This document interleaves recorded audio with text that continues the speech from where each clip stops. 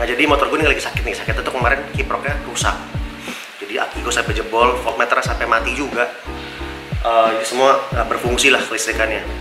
Terus kita ganti aki coba ya kan. Nah ini aki barunya, jadi ini aki barunya ini lebih kecil daripada yang aki sebelumnya ya. Jadi ini gue pakai akinya GTZ 6V, pakai merek dari Toyo. Gue beli yang ini karena lebih murah sih, jadi makanya ini ada bracket ada cable case begini. Karena bracket aslinya itu gue nggak muat sama ini, kekecilan ininya. Jadi tetap goyang-goyang. Akhirnya gue ikat biar dia nggak goyang-goyang. Jadi sementara lah inilah. Nah jadi setelah diganti akinya, terus gue beli voltmeter baru karena yang lamanya rusak gitu. Itu sempat nyala, tapi voltmeternya itu naik turun, kadang-kadang 14 bagus, kadang-kadang bisa naik 17 lagi, 17 volt gitu. Kita cek habis ini.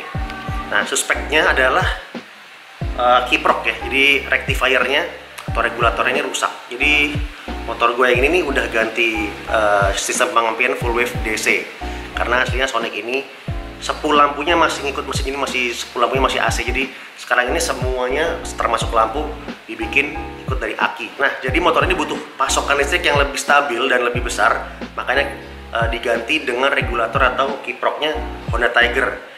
Nah sehingga karena asupan listrik makin besar juga, kita juga perlu aki yang lebih besar kapasitasnya supaya bisa menampung listrik yang banyak gitu.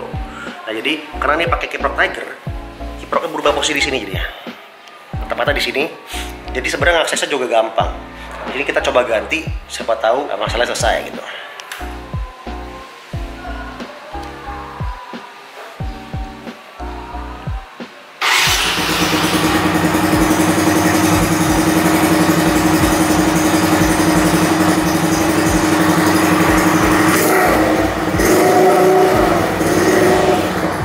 Nah barusan anehnya menunjukkan voltase yang normal ya. Soalnya kemarin itu sempat dia jumping itu 14 terus langsung ke 16, 17 tuh ngeri tuh. Biasanya kalau udah di atas 16 volt rawan kelistrikannya jebol gitu, kayak CDI segala macam. Jadi kemarin korbannya itu udah voltmeter mati, akinya juga sampai akhirnya rusak, sama lampu rem gua mati juga. Tuh lampu depan, lampu set segala macam nggak ada apa-apa, dan yang penting CDI nggak apa-apa. Jadi sekarang lagi normal, aneh. Tapi yang kemarin lebih parah lagi, jadi bisa sampai 17 volt lebih gitu. Jadi kayak lumayan ngeri. Jadi daripada kenapa-napa nih, coba kita sekarang ganti aja pakai kiprok yang baru. Nah di sini udah ada kiprok yang baru. Jadi ini gue pakai merek Fukuyama, oke. Ini masih baru. Ini regulator sana untuk Tiger. Jadi kiprok ini persis sama bentuknya sama kiprok yang nempel di sini. Di sini nih. Oke, ntar kita coba. Gue juga nggak tahu karena gue beli motor ini bekas. Gue nggak tahu nih pakai merek kiprok apa. Bisa jadi original atau sama-sama Fukuyama juga gitu mereknya. Jadi ini Fukuyama ini setelah gue research, ini cukup merek KW atau merek KW. Ini merek aftermarket yang cukup reliable lah, cukup awet katanya gitu. Jadi kalau kiprok Tiger itu aslinya mahal, sekitar 300 ribuan lebih. Ini cuma sekitar 100 ribuan. Jadi baik joki kiprok Tiger yang dijual di marketplace itu harganya 100 ribu, bilangnya asli, tapi nggak mungkin asli karena harga aslinya 300 ribuan gitu. Jadi kalau 100 ribuan kayaknya udah dipastikan KW deh.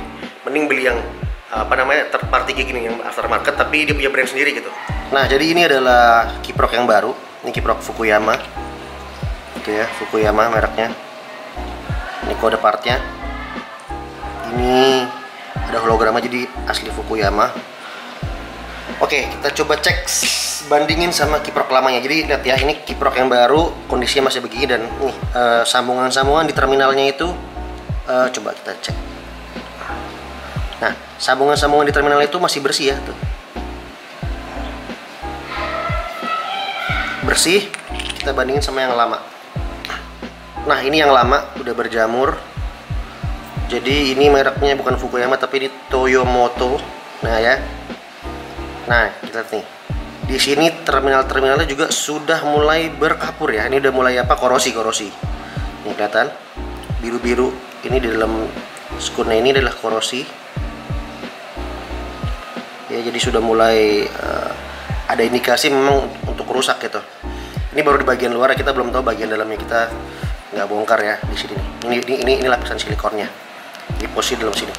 Dan yang kemarin gua rasa tuh adalah kiprok ini setelah motor jalan lumayan lama gitu ya, ini kiproknya panas Jadi memang kalau indikasi kiprok rusak itu kiproknya panasnya lumayan, dipegang panas gitu, nggak cuma angkat doang tapi panas. Oke, ternyata jadi segi fisiknya kiprok ini juga beda. Kalau soketnya sama persis, dan ini kotor yang lama, ini yang baru, ini bersih. Dari segi fisiknya nih, ini finnya atau siripnya ini lebih sempit, lebih kecil, ini finnya lebih besar, jadi kemampuan untuk melepas panasnya lebih cepat mestinya. Tuh, tapi kalau yang ini jumlah finnya lebih banyak, ini hanya ini ada 4 lembar besar, 2 lembar kecil. Kalau ini ada 3 lembar besar, 6 lembar besar sama 2 lembar kecil. Jadi ini lebih baik 2, tapi secara dimensi ini lebih besar dan lebih lebar ya tuh.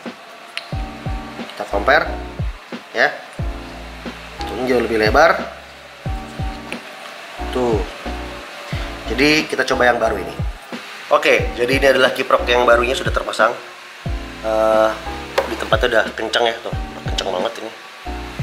Jadi udah oke, kita coba nyalain.